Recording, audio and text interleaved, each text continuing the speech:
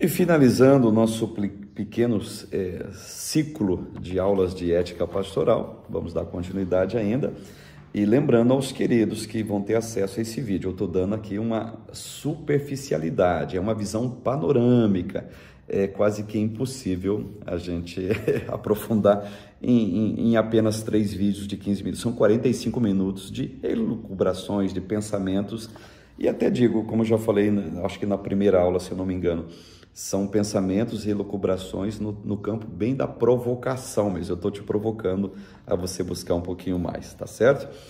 Vamos então tratar nesse último momento, a ética na perspectiva grega. Ética na perspectiva grega. E quando a gente fala de ética na perspectiva grega, é quase que obrigatoriamente nós citarmos 2 nomes aqui, que você já deve ter ouvido esses 2 nomes. O tal do Sócrates e o Platão, tá certo? Primeiramente, Sócrates, ele foi um ateniense, é considerado esse cara um divisor de águas na história da filosofia.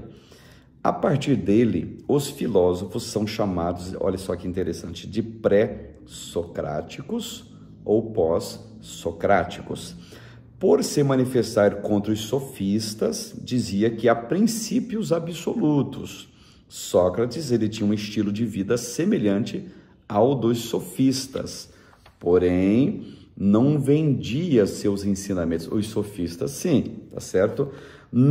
Olha só que interessante isso aqui. Ele não deixou escritos e o que se sabe dele vem através de seus discípulos e de seus oponentes. Então, tudo que a gente sabe de Sócrates hoje, os discípulos dele é que falaram, ou os oponentes de Sócrates é que falaram. E aqui tem uma colocação da Marilena Chauí, do livro Convite à Filosofia, que eu acho muito interessante, eu quero ler aqui para vocês. As questões socráticas inauguram a ética ou filosofia moral, porque definem o campo no qual valores e obrigações morais podem ser estabelecidos pela determinação de seu ponto de partida, a consciência do agente moral. É sujeito ético e moral somente aquele que sabe o que faz, conhece as suas causas e os fins de sua ação, o significado de suas intenções e a essência dos seus valores morais.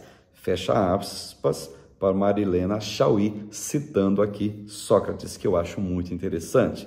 E o outro que eu citei para vocês também, esses caras, desculpe chamar caras, mas só para deixar bem intimista a questão, eles agiram, evidentemente, no campo da filosofia, mas a ética e a filosofia, elas andam juntas, elas são quase que irmãs sianesas, tá certo?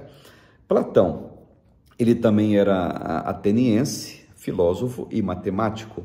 Ele teve Sócrates como seu mentor e Aristóteles como seu discípulo.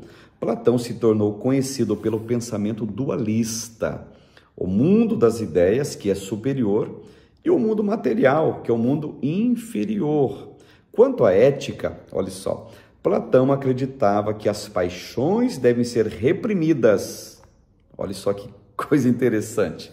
Ou seja, a alma, que é a parte imaterial e divina, tá certo? Ela deve ser diferente da parte material, que é do corpo. Ou seja, as paixões devem ser reprimidas e você deve dar vazão apenas aos desejos éticos e morais da alma.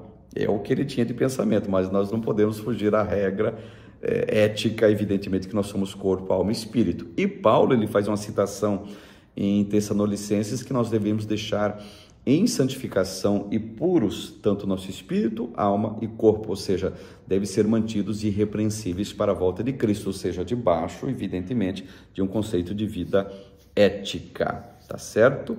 Então, ética para Aristóteles, citando aqui o discípulo de Platão, a ética trata do bem pessoal e a política trata do bem coletivo. Olha só que coisa interessante. Então, para ter um bem coletivo, essa é a ideia de Aristóteles, devíamos ter um bem pessoal. E isso está atrelado à Bíblia. Olha que coisa interessante. Falando de bem pessoal e bem coletivo. Como assim atrelado à Bíblia? Ora, ame ao próximo da maneira que você se ama. Então, ou seja, a Bíblia diz, a maneira que você se ama a si mesmo é a mesma maneira que você deve amar o próximo. E pegando esse pensamento de Aristóteles, desculpe o termo aqui, está carregado de Bíblia, está carregado de teologia, que a ética é o bem pessoal e a política trata do bem possível. E política e ética, evidentemente, tem que estar ligado. Por mais que, analisando a classe política do Brasil hoje, eles são bastante empobrecidos com relação justamente à questão da ética. Eu vou abrir aqui uma aspas também para uma citação de Batista Mondin, no livro chamado Introdução à Filosofia. Preste bem atenção nisso aqui, abre aspas. O prazer em que Epicuro diz consistir a felicidade é a vida pacífica, a ausência de qualquer preocupação.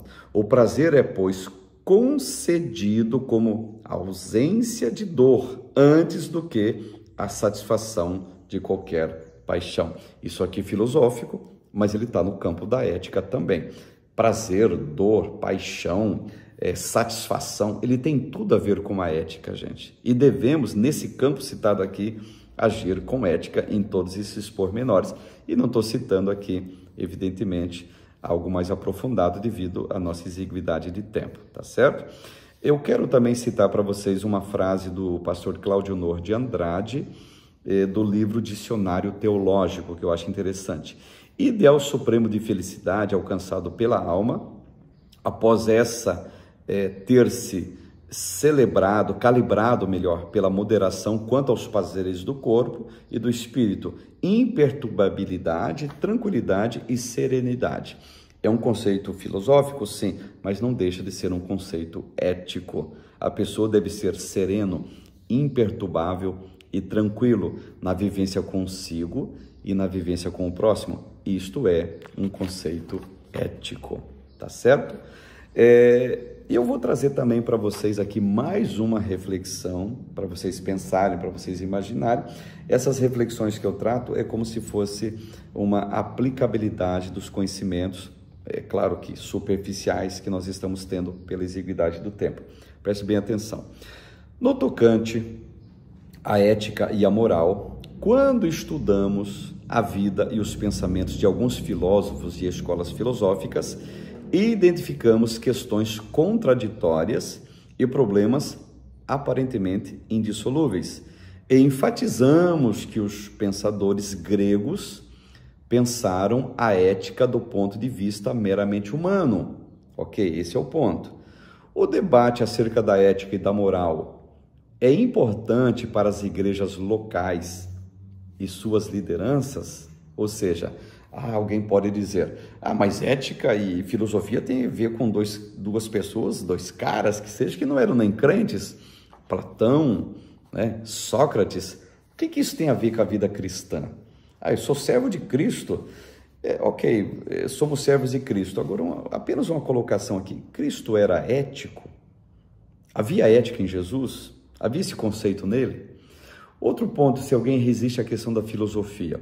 Vocês se lembram quando Paulo ele estava no Areópago, discutindo ali com estoicos e epicureus, onde estava ali altares de vários deuses e tal, aí tinha um altar que não tinha um deus, e Paulo diz, não, olha, esse aqui é o altar para o Deus desconhecido, ok, é esse altar, então é desse Deus que eu estou falando.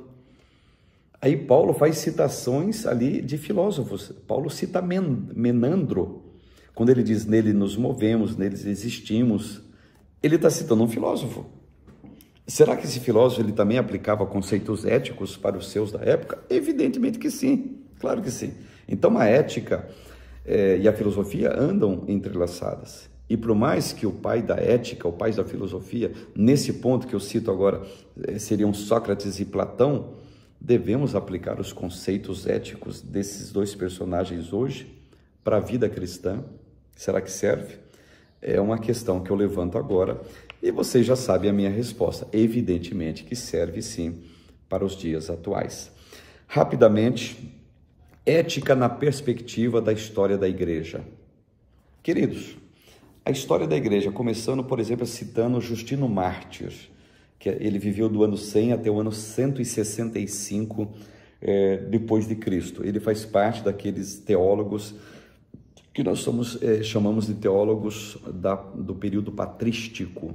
O que é o período patrístico, amados? É o período dos pais da igreja. Quem são os pais da igreja? São, basicamente, em linhas aqui bem simplificadas, são os homens que, depois da morte dos apóstolos originais, eles assumiram, digamos assim, a liderança da igreja e também a divulgação da palavra de Deus com um viés teológico. Por isso que a gente tem aquele conceito, não sei se vocês já ouviram, o conceito da teologia patrística, o período da patrística, são estes homens. E a questão da ética na perspectiva da história da igreja, começando aqui por Justino. Ele era ético, ele aplicava os conceitos éticos, e se a gente fosse citar outros, o Agostinho, por exemplo, Tomás de Aquino, Jerônimo Savonarola, Martinho Lutero, João Calvino, eles abraçaram conceitos éticos? Eu não preciso nem responder, né? Evidentemente que sim. E trazendo aqui para o século XIX, por exemplo, citando George Miller, John Peyton, Charles Spurgeon, eles tiveram conceitos éticos? Evidentemente que sim, gente. Dando um vislumbre aqui da história da igreja como um todo. Mary Slessor, o John Mott, Karl Barth, a W. Tozer, esse pessoal teve conceito ético, que são homens e mulheres. A Mary Slessor, Mary Slessor é pouco citada, tiveram evidentemente uma importância muito grande na história da igreja e na propagação da palavra de Deus. E claro, esses homens citados aqui tiveram profundos e elevados e pétreos e admiráveis padrões éticos. Então, um breve resumo: ética no Antigo Testamento está lá, ética no Novo Testamento está lá, ética na perspectiva grega está lá, ética na história da igreja, desde o começo dela e até atual, deve-se ter sim. Então a ética não saiu de moda, a ética é vigente, a ética é para mim, a ética é para você. A ética não é só para o pastor da igreja, a ética é do porteiro ao presidente da igreja, do membro mais abastado até o membro mais empobrecido, do membro da igreja mais jovem até o mais idoso. A ética, sim, é vigente, a ética deve ser levada a efeito, a ética deve ser vivenciada, a ética, sim, deve ser abraçada, a ética, evidentemente, deve ser uma espécie de praxis moral na vida de todo líder e de todo pastor, tá? O pastor deve ser um ser moral, o líder deve ser um moral.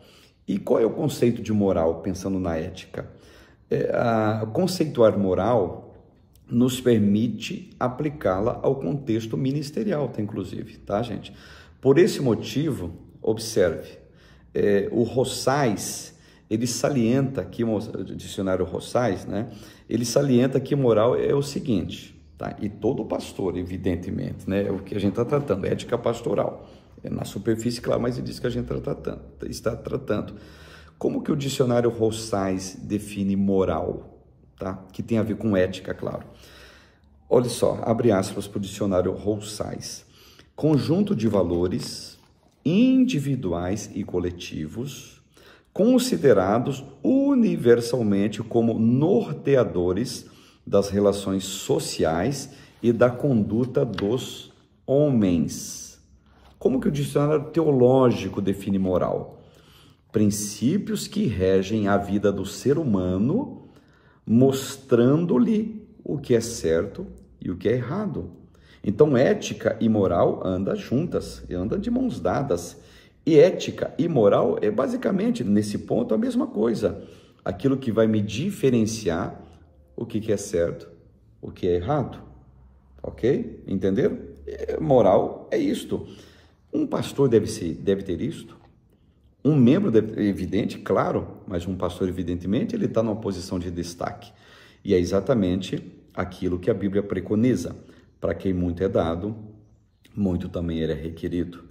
E defino aqui uma citação do professor Francisco de Silveira Bueno. Ele diz o seguinte: parte da filosofia que trata dos costumes ou dos deveres do homem, conjuntos das nossas faculdades morais, relativo aos bons costumes. É assim que o professor Francisco Silveira Buena define ética e moral. E sim, devemos ser um ente e um ser ético e moral.